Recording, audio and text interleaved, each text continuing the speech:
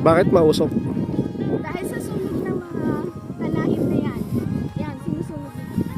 So, bago kayo makarating dito sa view deck ng Sitio Baag, Bakit sinusunog nila? para gumanda yung bagong tubo na damo.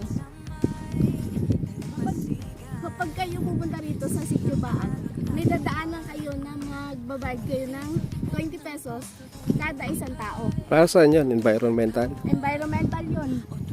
So, kung gusto niyo naman magkape, mahilig kayo sa kape.